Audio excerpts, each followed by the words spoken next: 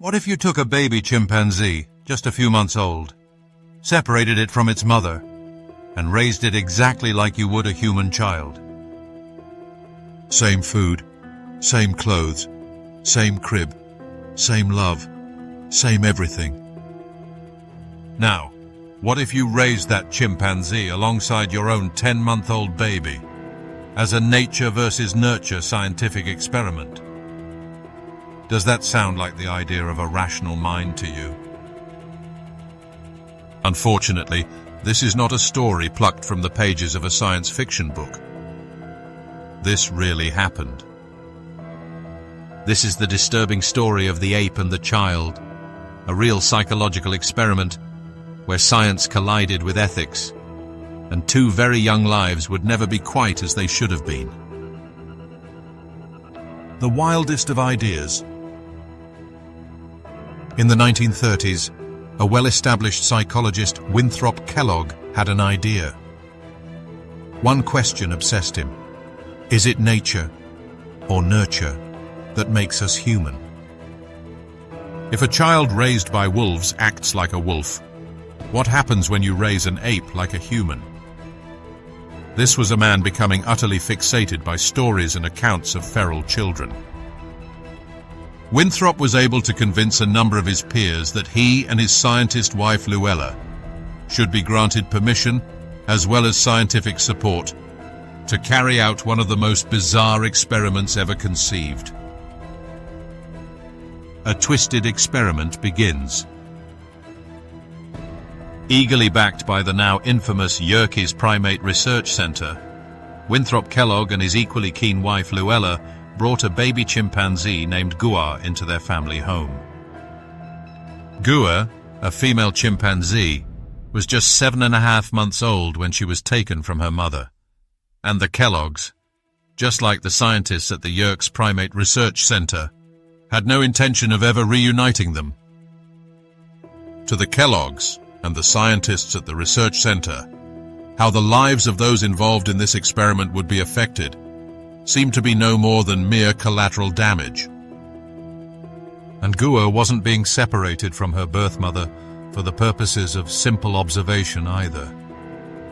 She was going to be raised as a daughter. She was going to play an unwitting part in one of the strangest experiments ever carried out. The twist.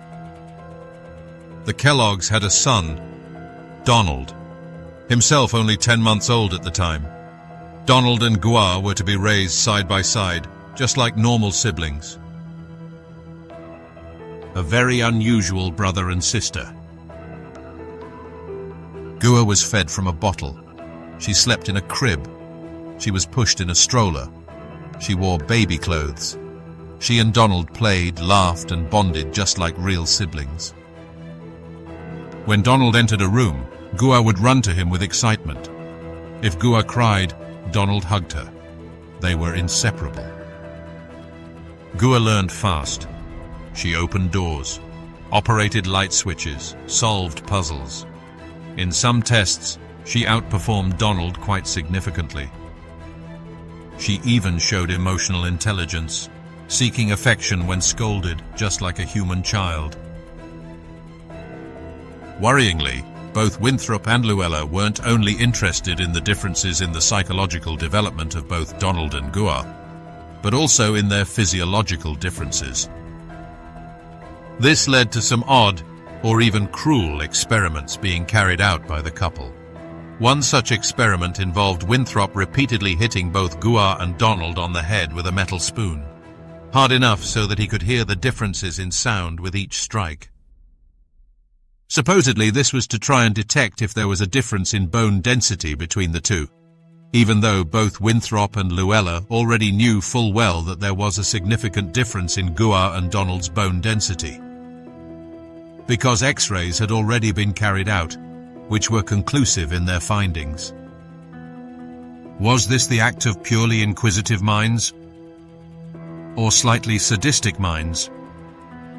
If you're undecided, let's consider another experiment that was regularly carried out. Winthrop and Luella decided that they should test the difference in reaction times between the two. Their method? Sit Gua and Donald in front of a motion camera that would be filming them. Allow them to become focused on playing with a few toys. Then fire a revolver directly behind them to see which reacted the quickest. A dangerous trade-off. Cruel experiments aside, Gua was now seen to be racing ahead in her development. But very worryingly, even for a mother and father such as Luella and Winthrop, Donald was falling badly behind. At an age where toddlers begin to speak, Donald had only learned 6 basic words. And something even more strange began to happen. Donald was no longer copying his parents. He was now copying Gua, barking, screeching, oohing like a chimp. His development was stalling significantly, or even worse, it was actually regressing. After 9 full months, Donald's mother, Luella Kellogg, had finally seen enough. The crazy experiment with their own son and an innocent baby chimpanzee was thankfully shut down. On March 28, 1932, Gua was taken from the family and returned to the Yerkes Primate Research Center. Wrenched away once again in her short life from those she thought of as her family. At the time, of course, she had no idea she was leaving for good.